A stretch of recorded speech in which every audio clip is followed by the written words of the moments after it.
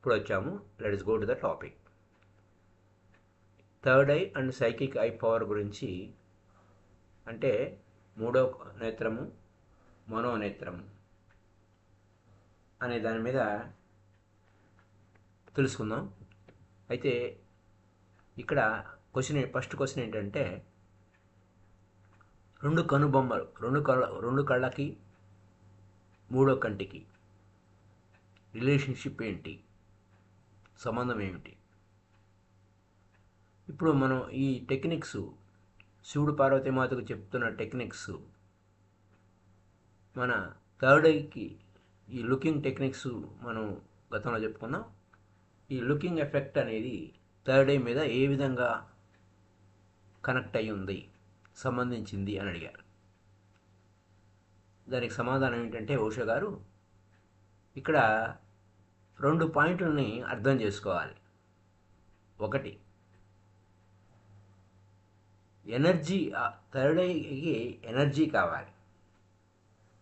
అది మన 2 సాధారణమైనటువంటి కళ్ళు, ఆర్డినరీ ఐస్, ఈ ఆర్డినరీ ఐస్ గుండా, అంటే ఈ రెండు కళ్ళ ద్వారా ప్రసరించే ఎనర్జీనే, అదే ఎనర్జీ మూడో కంటికి కూడా ప్రసరణ జరుగుతుంది. అలా ఈ 2 కళ్ళ నుంచి వచ్చే ఇది ఆ న్యూస్ సెంటర్కి, కొత్త సెంటర్కి వెళ్తుందన్నమాట. థర్డ్ ఐ అనేది ఆల్రెడీ ఉంది, కాకపోతే పనిచేయటం లేదు. ఆర్డినరీ ఐస్ లాగా ఎప్పుడు పనిచేస్తుంది, ఎంతవరకు అంటే ఈ 2 కళ్ళు మూసుకునేంత వరకు. ఈ 2 కళ్ళు మూసి చూడకుండా ఉంటే ఆ మూడో కంటికి ఆ ఎనర్జీ వెళ్తుంది, సేమ్ ఎనర్జీ. అంటే ఏ ఎనర్జీ అయితే 2 కళ్ళ ద్వారా బయటికి వెళ్తుందో అదే ఎనర్జీ మూడో కంటికి కూడా పంపించవచ్చు. ఎప్పుడు అలా జరుగుతుంది? ఈ 2 కళ్ళు మూసుకొని ధ్యానం చేసేది ఎందుకు? 2 కళ్ళు మూసుకుంటేనే మనకి ఆ మూడో కన్ను ఓపెన్ అవుతుంది. థర్డ్ ఐ, ఈ థర్డ్ ఐ అంటే in the third 2 eyes will become unseen. Third ఐకి వెళ్తుంది, అక్కడ ఉన్నాయి, but you won't able to see through them.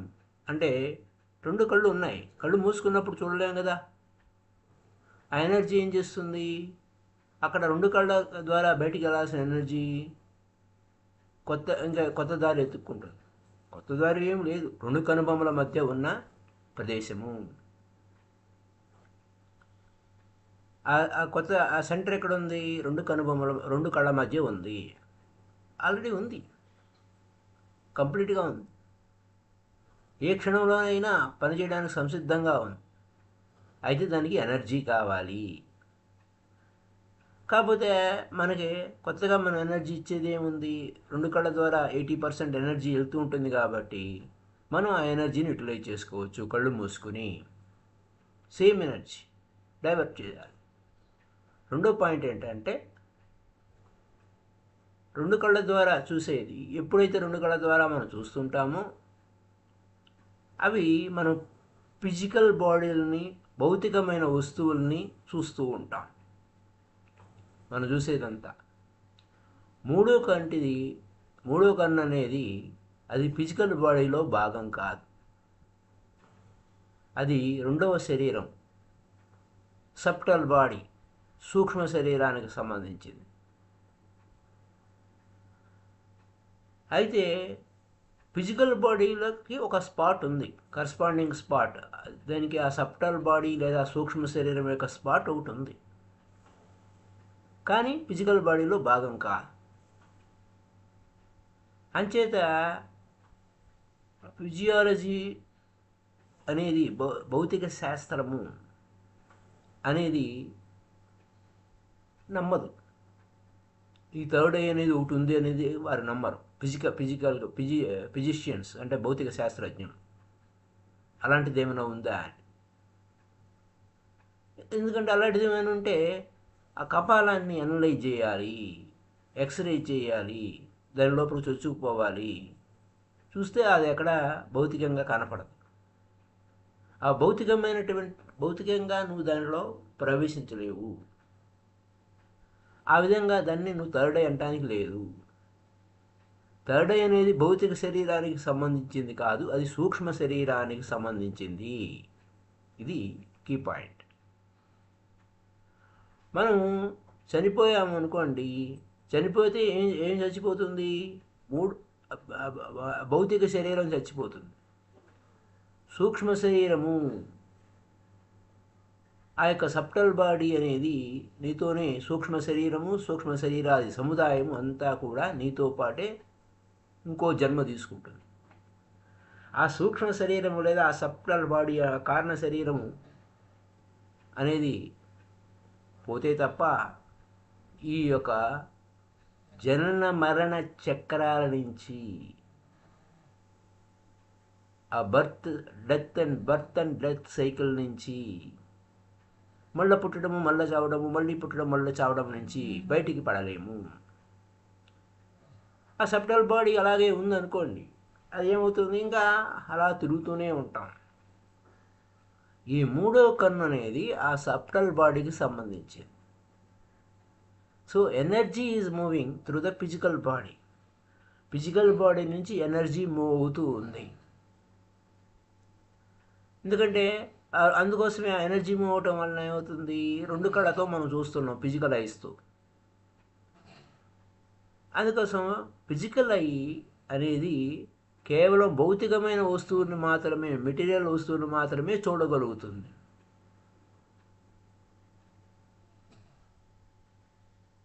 అదనమాట. అదే రెండు కళ్ళు ఫిజికల్ కాబట్టి, భౌతికం కాబట్టి. అలాగే ఇంకా ఫిజికల్ కానివి, అంటే ఫిజికల్గా కానివి ఉంటాయి చాలా, ఇన్విజిబుల్గా, అంటే మన కంటితో, స్థూలమైన కంటి కనపడకుండా ఉంటాయి, వాటిని మనం చూడలేం. థర్డ్ ఐ మాత్రం ఫంక్షన్ చేస్తే అది మరో డైమెన్షన్లోకి తీసుకెళ్తుంది మనల్ని.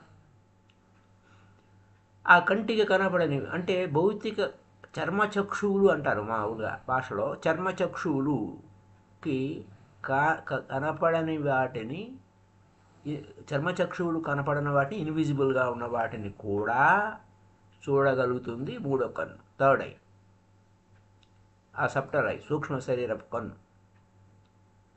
ఆ థర్డ్ ఐ ఫంక్షనింగ్ చేస్తే అలా అప్పుడేమవుతుంది? థర్డ్ ఐ ఫంక్షన్ చేస్తే ఆత్మను చూడగలవు. ఇంకా సూక్ష్మ అంటే శరీరాలు వదిలిపెట్టిన వాళ్ళని చూడగలవు.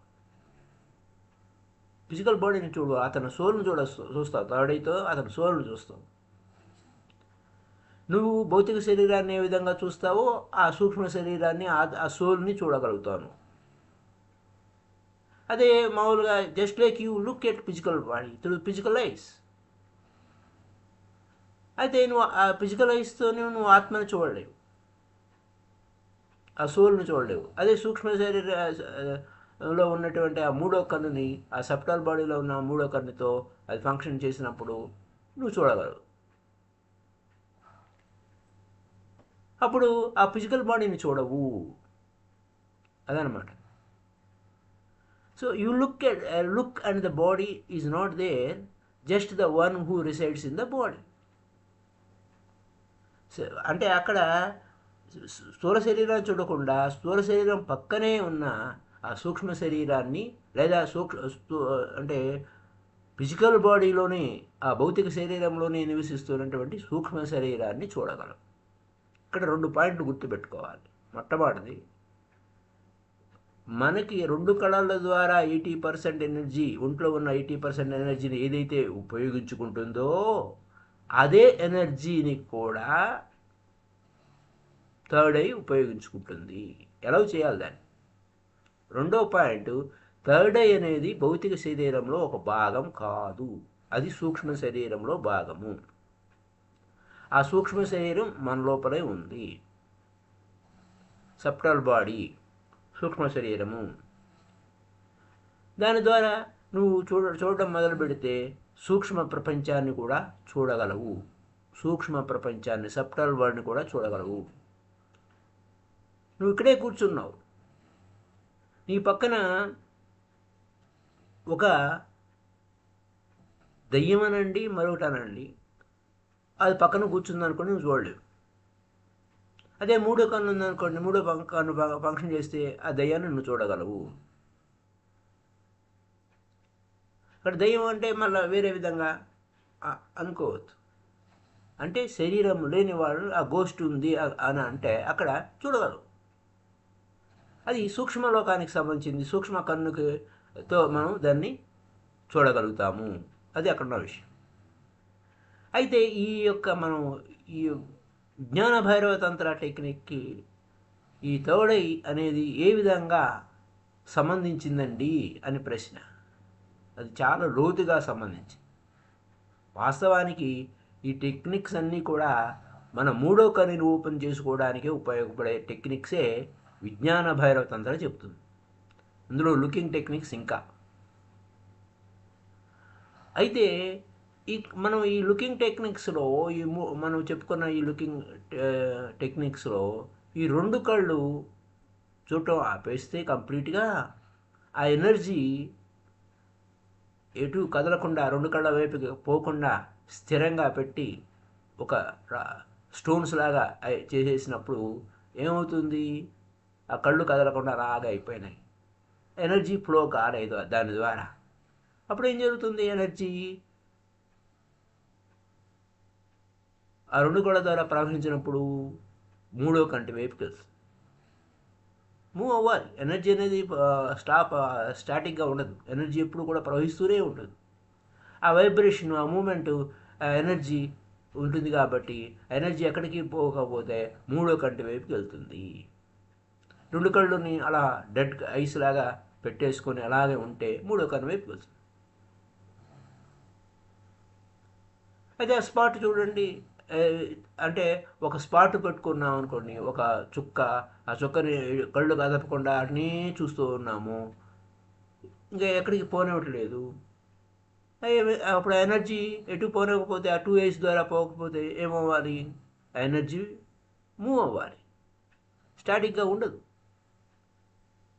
సో ఎనర్జీని అలా నిలబెట్టినప్పుడు కళ్ళు మూతలు పడిపోతాయి.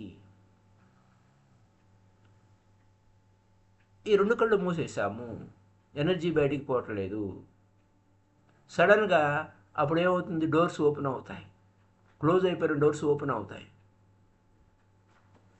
ఇక్కడేమో మామూలుగా కళ్ళు మూసేసినాము, ఎక్కడికైతే థర్డ్ ఐ వైపుకి వెళ్తుంది. అది కొత్త మార్గం ఎంచుకున్నట్టుగా వెంటనే ఉంది, పక్కనే ఉంది ఆ థర్డ్ ఐ. వెంటనే ఆ రెండు కళ్ళు మూసుకోవడం వలన వెంటనే just an inch deep, half an inch deep అరంగుళం లోపల ఉంది. Just very nearest point. ఆ నియరెస్ట్ పాయింట్కి వెళ్ళిపోతుంది ఎనర్జీ.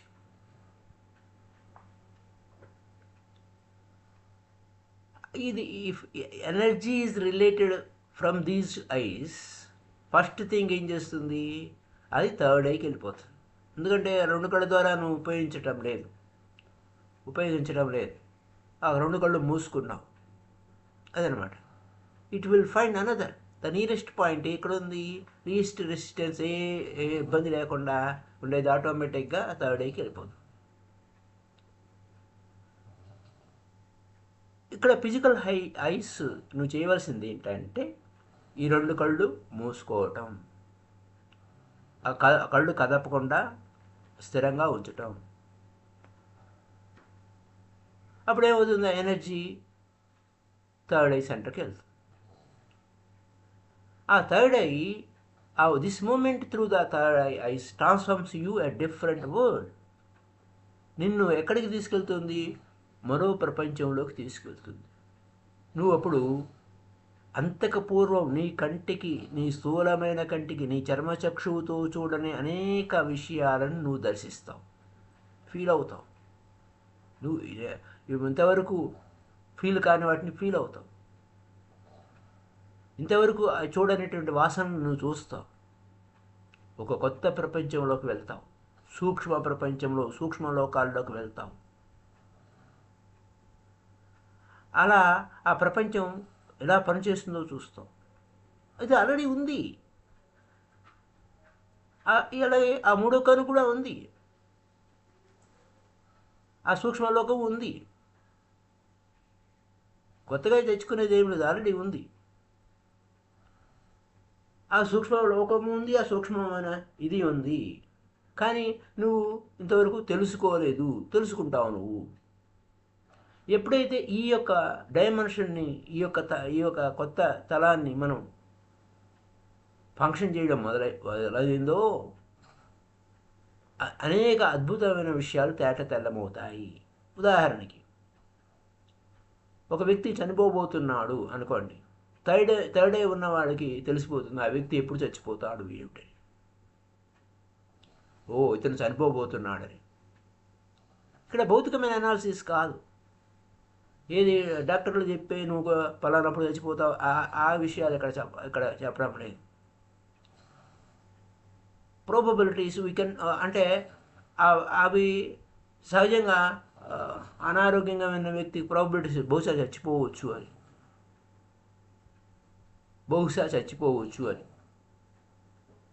ఎందుకంటే సచ్ అండ్ సచ్ కండిషన్స్ మీద ఆధారపడి ఉంటుంది.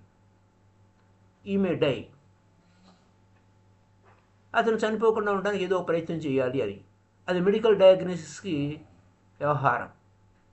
అది ఖచ్చితంగా మెడికల్ డయాగ్నోసిస్ అంటే డాక్టర్ల ద్వారా వైద్య శాస్త్రం ద్వారా అది ఇలా పలానప్పుడు చచ్చిపోతాడు అని ఖచ్చితంగా చెప్పలేదు.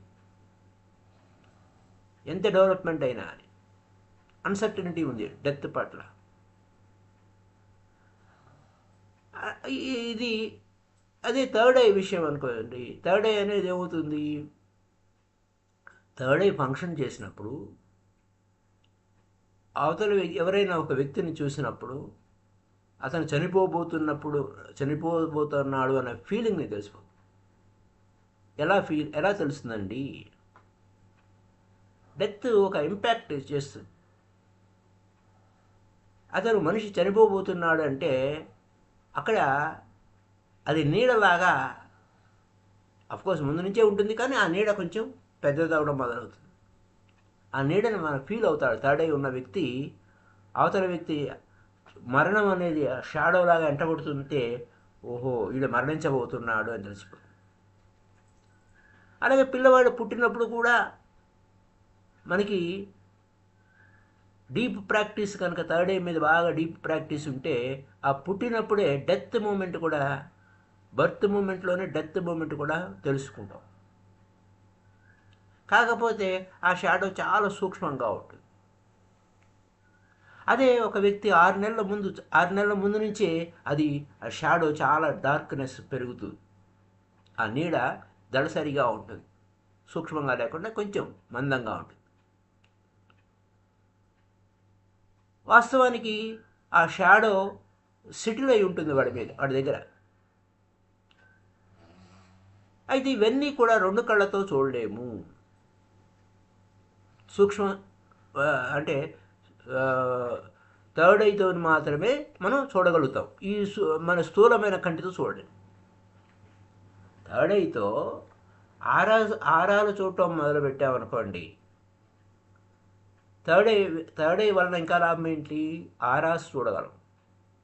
ఎవరైనా వచ్చి నీ దగ్గరకు వచ్చారు, ఆ వ్యక్తి మిమ్మల్ని మోసం చేయలేడు. అసలు ఏం చెప్తున్నా అర్థం లేని అబద్ధాలు చెప్తున్నాడు అన్న విషయం ఆరా చెప్పేస్తుంది. అతను ఆరా చెప్పేస్తుంది. అయితే అతను ఏమంటాడు, నాకు ఎప్పుడు కోపం రాలేదండి అని అంటాడు.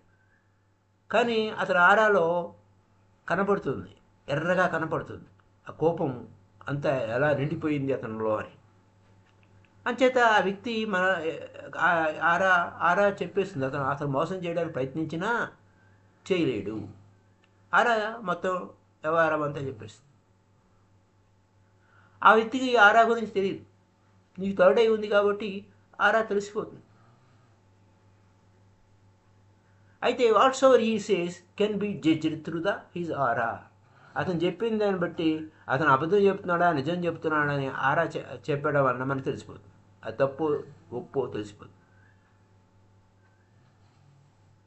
ఆ థర్డ్ ఐతో నువ్వు అతని ఆరా రేడియేషను కాంతులు విరజమ్ముతుంది. ఓ వీడు అంటే లైట్ డిటెక్టర్ లాగా అనమాట. అలా చెప్పేస్తుంది. అయితే పూర్వం రోజుల్లో ఎవరికైనా దీక్ష ఇవ్వాలంటే వెయిట్ చేసేవారు. అతను ఆరాను చూసేవారు. ఆరా కరెక్ట్గా ఉందా, పరిశుద్ధంగా ఉందా, సరిగిన ఫంక్షనింగ్ ఉందా, వాడు ఎలిజిబిలిటీ ఉన్నాడా లేదా అని ఆరా చూసేవారు. అప్పుడు ఇనిషియేషన్ అంటే దీక్ష ఇచ్చేవారు గురువులు. వచ్చేదాకా వెయిట్ చేసేవారు అంతే. కొన్ని సంవత్సరాల పాటు ఆ శిష్యుడు చూస్తూ ఉండేవాడు, ఎదురు చూస్తూ ఉండేవాడు. ఎందుకంటే ఆరా రెడీ కావాలి. ఆరా రెడీ కాకపోతే ఊరికి కోరిక వలన అతనికి దీక్ష ఇచ్చి ప్రయోజనం లేదు, వృధా అయిపోతుంది. దానికోసం అతను కొన్ని జన్మలు ఎదురు కూడా చూడవచ్చు ఆ దీక్ష కోసం, ఆ గురువు దగ్గర నుంచి దీక్ష తీసుకోవడం కోసం. పూర్వపు రోజుల్లో అలా జరుగుతుండే. ఇట్లా సో మెనీ కాజెస్ బుద్ధుడు దీక్ష ఇవ్వడం అనే విషయాల మీద కూడా ఉన్నాయి కోర్స్. అది మళ్ళా కాజెస్ ఏమిటి, కారణాలు ఏమిటి? బుద్ధుడు మొట్టమొదటగా ఉమెన్ ఎందుకు అలౌ చేయలేదు అనే దగ్గరకు వచ్చేసరికి చాలా సంవత్సరాల పాటు ఆయన నిరోధించాడు. అతని మీద ఎంతో ప్రెషర్ చేశారు, రిజెక్ట్ చేశాడు. చివరికి ఒప్పుకున్నాడు అని చెప్పాడు. అంచేత ఒక 500 సంవత్సరాల దాకా 500 ఇయర్స్ తర్వాత ఈ యొక్క బౌద్ధ మతము జీవించదు అన్నాడు. కారణం ఏంటి? మీరు నాకు ఫోర్స్ చేస్తున్నారు, నన్ను విషయం తెలుసుకోకుండా నాకు ఫోర్స్ చేస్తున్నారు అని అన్నాడు. అంటే కారణాలు వేరే ఉన్నాయి. ఆ కారణాలు ఏమిటి ఎలా అనే పాయింట్కి వస్తే, ఇప్పుడు కారణాలకి అప్పుడు కారణాలకి, అప్పుడు రోజుల్లో కారణాలకి ఇప్పుడు రోజుల్లో కారణాలకి తేడా ఉంది. సో ఇలా శరీరవత్తు ఏ విధంగా ఉండాలి, థర్డ్ ఐ అనేది క్యాపబిలిటీ ఆఫ్ సీయింగ్ అనే దానికి ఎలా ఉండాలి, ఆర్డినరీ ఐస్ అనే దాని మీద ఇప్పుడు మనం ఫంక్షన్ చేస్తున్నాం. So this is the way. మనకు ఆ 2 కళ్ళు ఒకటైతే తప్ప, అంటే కళ్ళు మూసుకుంటే తప్ప ఆ థర్డ్ ఐ అనేవి ఉండదు. అఫ్కోర్స్ సర్జికల్ ఆపరేషన్స్ ఉన్నాయి, అలా చేశారు ఇలా చేశారు, ఇవన్నీ కూడా మనకి తెలుసు. ఇంతవరకు మనం చెప్పుకుందాం. రేపటి ఎపిసోడ్లో మరొక question,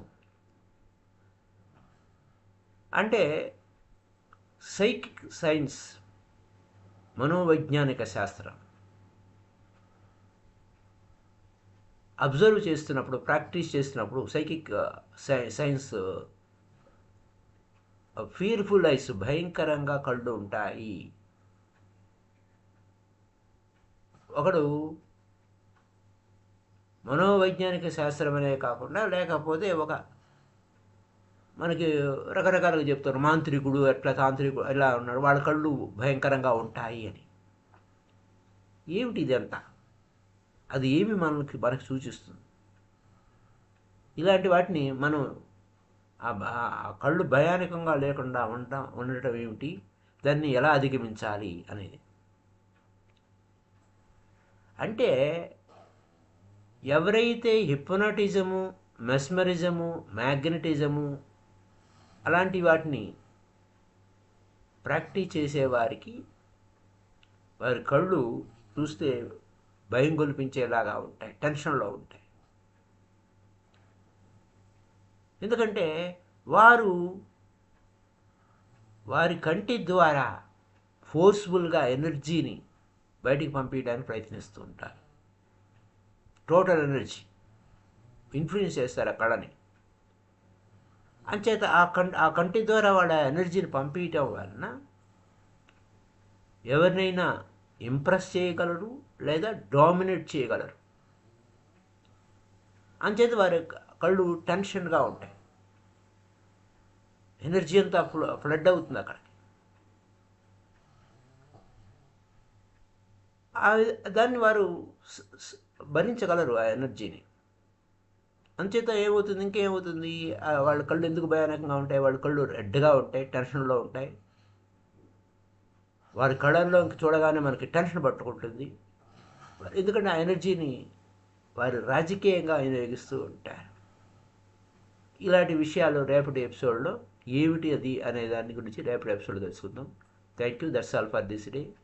happy day to you all.